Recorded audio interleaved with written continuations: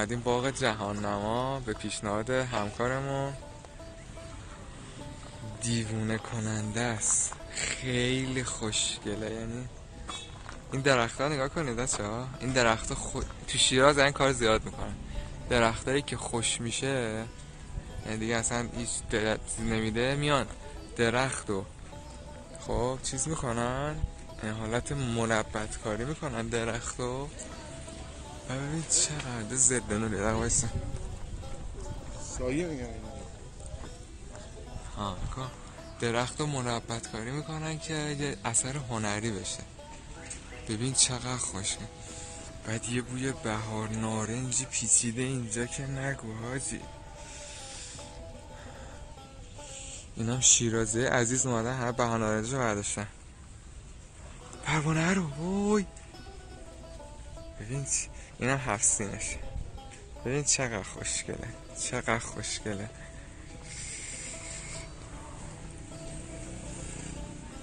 نه خواستید بخونید.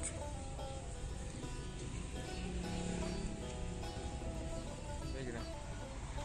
ببین نگاه کن، ببین چقدر قشنگه، چقدر قشنگه. اینجا بغل حافظی است. اینجا دیگه آخر شیرازه. بالاترش دیگه میشه کوه و اینا. پروانه سفید. خدا رو شکر، خدا رو شکر. ببین چقدر زیباست. اینا همه بهار نارنجه. همه این درخت‌ها بهار نارنجه، همشون. درخت همیشه سبز. خیلی خوشگله. اینجا نگاه کن بچه، این کاشی‌ها رو می‌بینی؟ کاشی‌ها قدیمی ها. نگاه کن همه این کاشی‌ها هست. تا اونجا که چش کار میکنن کاشی‌ها هست. بعد هر کدومشون هم یه دونه نقاشی روشون شده. وای چقدر خوشگله. نه احتمالا یه معنی مفهومی داره هر کدوم از این کاشی‌ها. البته بعضیش یکیه. نکن ببین چقدر خوشگله آجی.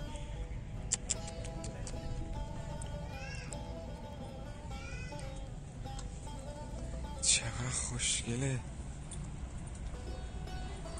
خیلی حسش خوبه اصلا، واقعا بزرگه.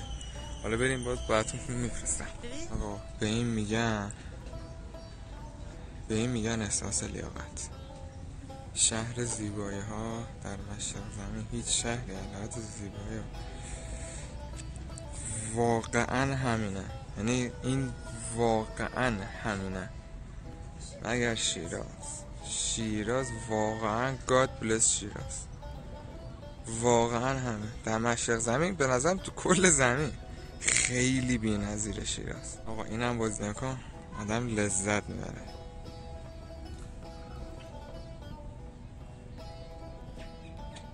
تازه اینا چیزه ها، اینا تجربه جهانگرد و باستانشناس فرانسوی مادام دیولافوا تجربه هاشون رو بنوشتن اینجا.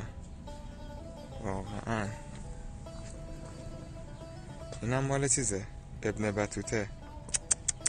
دقیقا هم. وای خدا شکر فرا سردنه.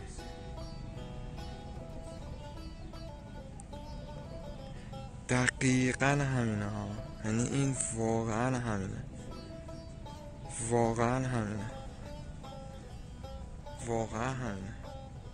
آقا این واقعا، یعنی جمله‌ای که اینجا نوشته قشنگ احساس من داره بیان میکنه. خدا که شیراز همینه. آقا این نگاه کنید چقدر قشنگه. الله اکبر. ببین درخت و منبت کاری کرده. وای خدایا، دور تا دور درخت ها.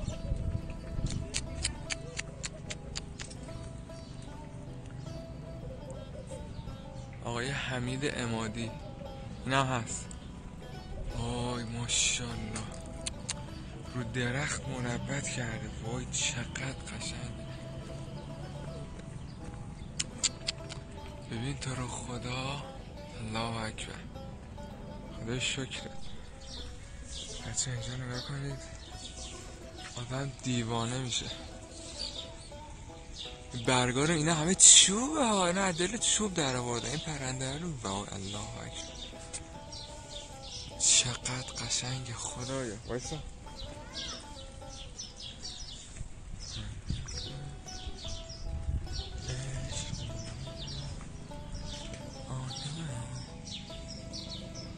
خیلی قشنگه. وای الله اکبر، خدای شکرت. وای چقدر زیباست. اینجا پر قاصدکه،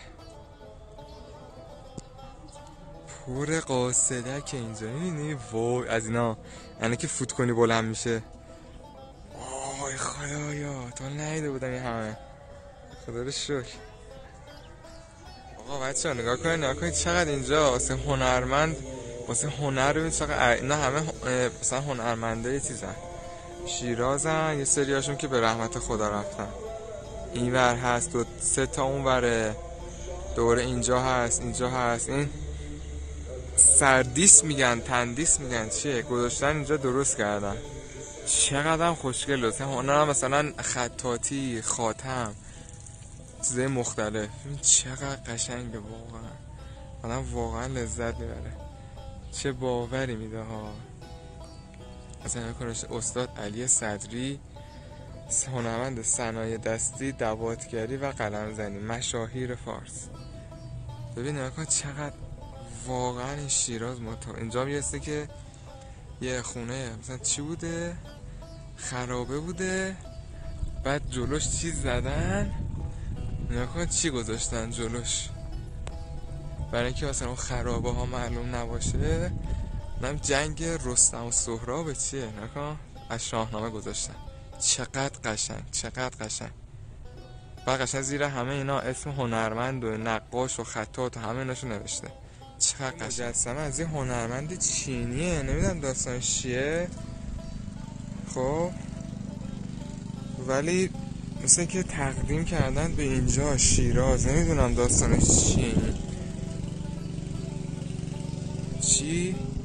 چاو ژویین، نمیدونم چاو ژویین هم چیزی. یه هنرمند خیلی مشهور چینی بوده. این اصلا مثل که تو چین بکنم تو چین اصلا این درست شده، ولی خیلی قشنگه. گذاشتن اینجا چه عجیب، چه قشنگ. درست شد.